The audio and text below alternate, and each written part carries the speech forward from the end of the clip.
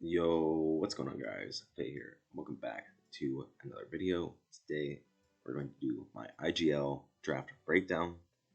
So IGL, another league I'm in the Pokefinium server, and this league is a best of 3 league, so different from WPF SDL that I've done on the channel so far. And this league also allowed a couple Pokemon that aren't allowed in those leagues, so very excited about this draft and trying to think, is there anything else to really go over before I start? Best 3 league, it's 7 weeks, I think, and yeah, there's really not that much else to go over. So go ahead and get into my first pick. My first pick is Greninja with Protean. So I put up a little bit of things about this guy.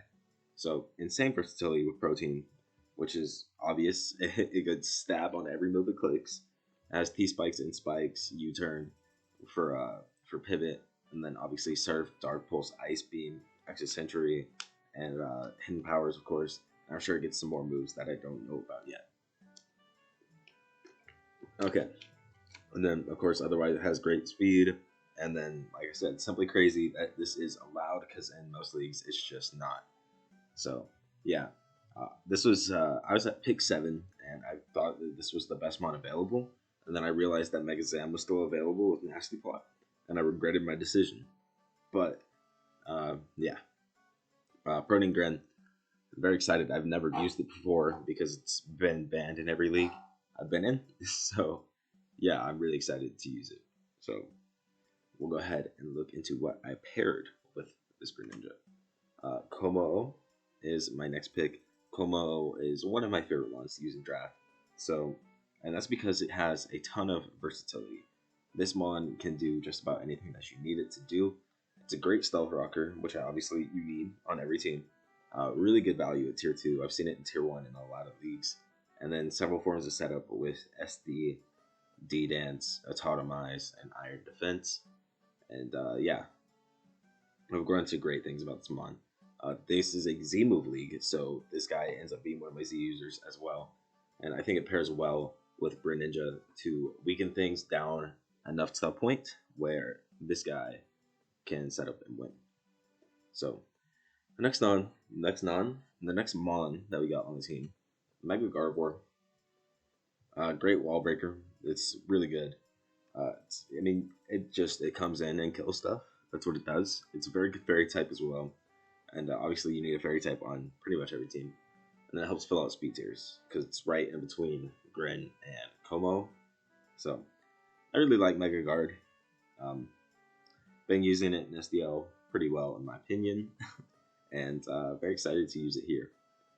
And this video is not going to be super long because I don't want to overanalyze. I mean, what here does Guard do other than be a good ball breaker? There's not much more to analyze. I mean, I guess it's a fairy type, but I mean, otherwise, it really doesn't. It's not a lot to analyze here, you know. So, very good ball breaker, good fairy type, helps fill out speed tiers. Really not much there else. It also gets better with DLC though, something to keep in mind. And it's better in Gen 8 with teleport. So yeah, that's interesting. Alright, next up, I decided to grab Heatran, adds the fire type, and then completes the Fairy Dragon Steel. And Heatran's a mon that a lot of people like to stay away from because it's 4 times weakness to ground, and it's huge weakness to fighting. But I think it's still an incredible mon.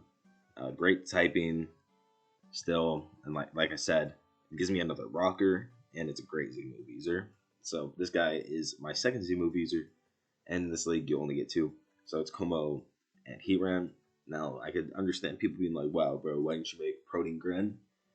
Because I feel like it's really not strong enough to utilize Z moves to its fullest extent as these guys are. But hey, that's just my opinion.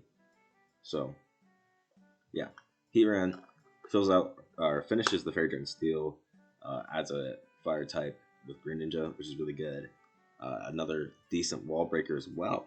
So yeah, very excited about to use this guy. Next up, we have Rillaboom, who is going to pair really well with Heatran not eliminating, but really weakening or making its 4 times weakness to ground not as bad. It also gives Como more recovery for defensive Como sets that can get worn down quite easily. Adds a grass typing and is a good physical breaker, which I was not didn't have very much other than like SD Como, which isn't really a set that you're gonna see a lot. It definitely exists. It's just not gonna see very often. But yeah, so Rillaboom is a guy. He's on the team. He's Grassy Surge. He's got a decent speed tier, good physical breaker to pair with the rest of the team that was mostly special. So yeah, very excited to use Rillaboom. I've never used Grassy Terrain plus Heatran, so I'm really excited to use that. Next up is Mandibuzz, and if you notice about the first 5 Pokemon on my team, none of them have hazard removal, so that's pretty bad. So I picked up Mandibuzz, which is a flying type for Heatran, which Heatran's 2 biggest weaknesses being fighting and ground. Flying can deal with. And then it's more momentum and pivot for my Mega Guard to get my Mega Guard in, to get Heatran in, and stuff like that.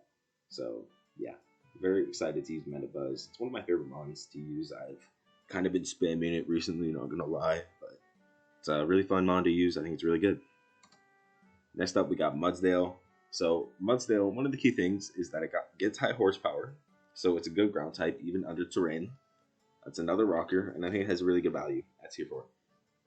So ground type high horsepower is very important under grassy terrain, and Mudsdale also gets better under grassy terrain, kind of.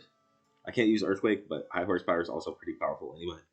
And whatchamacallit, I get more recovery, so I might not be too KO by some things that I may have been too KO by. Also makes the AV set better since I still get recovery. So I really do like grassy terrain with defensive mons that are really good, but sometimes get chipped down a little too much. So I think grassy terrain really helps that a lot.